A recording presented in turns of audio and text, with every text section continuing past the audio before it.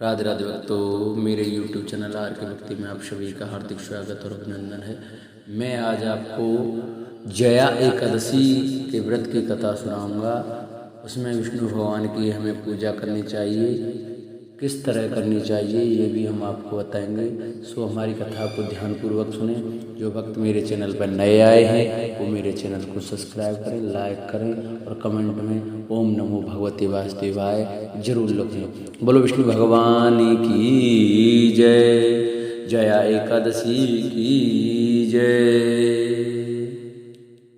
युधिष्ठिर ने भगवान श्री कृष्ण से पूछा, भगवान कृपया करके यह बताइए कि माघ मास के शुक्ल पक्ष में कौन सी एकादशी होती है, उसकी विधि क्या है तथा उसमें किस देवता का पूजन किया जाता है। भगवान श्री कृष्ण बोले, राजेंद्र, माघ मास के शुक्ल पक्ष में जो एकादशी होती है उसका नाम जया है। वह सब पापों को हरने वाली उत्तम तिथि है।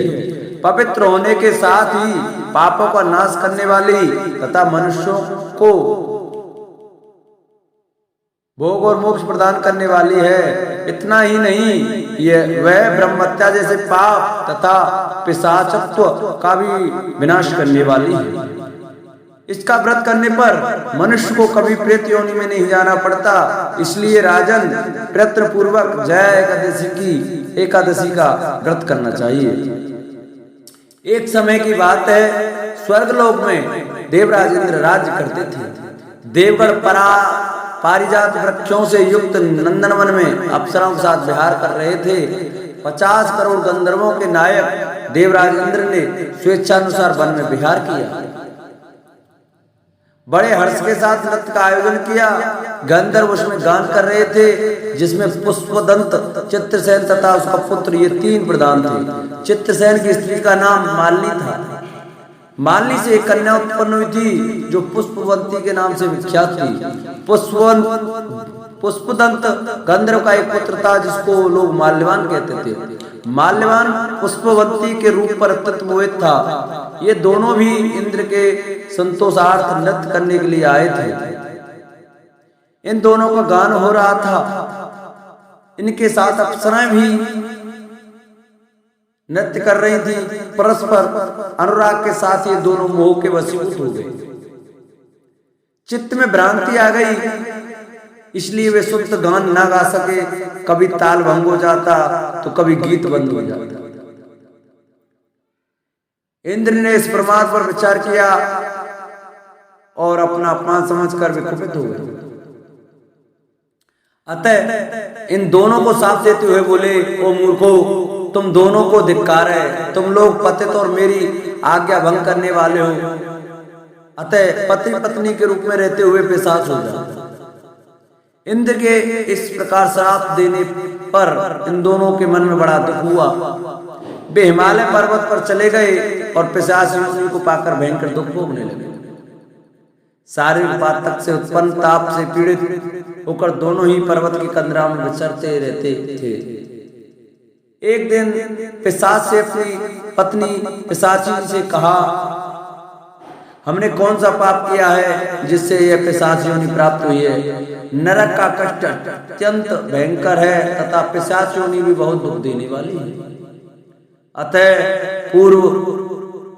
अतः पूर्ण प्रयत्न करने के पाप से बचना चाहिए। इस प्रकार चिंता मग्न होकर भी दोनों दुख के कारण सूखते जा रहे थे। देवयोग से उन्हें माघ मास के शुक्ल पक्ष की एकादशी की तिथि प्राप्त हो गई।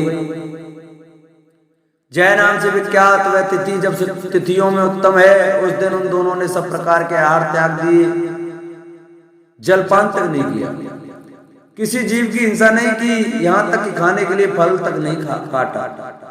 निरंतर दुख से युक्त होकर वे एक पीपल के समीप बैठे रहे। सूर्यास्त हो गया। उनके प्राण हर लेने वाली भयंकर रात्रि उपस्थित हुई। उन्हें नींद नहीं आई। वे रात्रि या कोई सुख भी नहीं पा सके। उन्हें नींद भी नहीं आई। वे रति या कोई सुख भी नहीं पा सके। सूर्योदय हुआ, द्वादशी का दिन आया। इस प्रकार उस पिशाच दंपत्ति के द्वारा जया के उत्तम व्रत का पालन हो गया। उन्होंने रात में जागरण भी किया था उस व्रत के प्रभाव से तथा भगवान विष्णु की शक्ति से उन दोनों का पिशाचत्व दूर हो गया। पुष्पवंती और माल्यवान अपने पूर्व रूप में आ गए।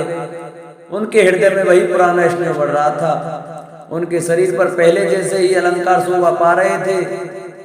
वे दोनों मनोहर रूप धारण करके विमान पर बैठे और स्वर्गलोक में चले गए।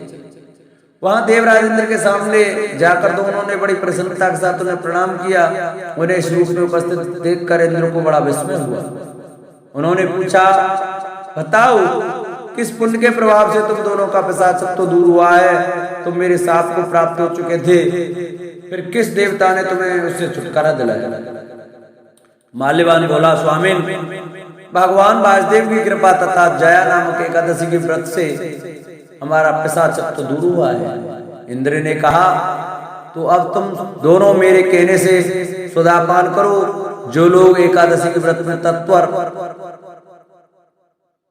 और भगवान श्री कृष्ण के शरणागत होते हैं वे हमारे भी पूजनीय होते हैं। भगवान श्री कृष्ण कहते हैं, हे राजन, इस कारण एकादशी का व्रत करना चाहिए।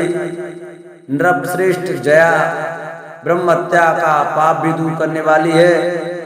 जिसने जया का व्रत किया है उसने सब प्रकार के दान दे दिए और संपूर्ण यज्ञों का अनुष्ठान कर लिया।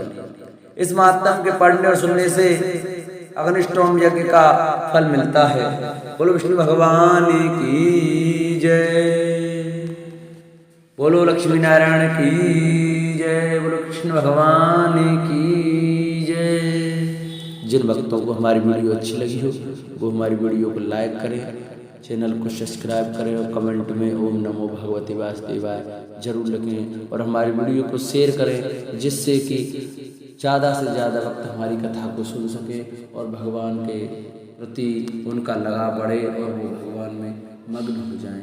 बोलो विष्णु भगवान की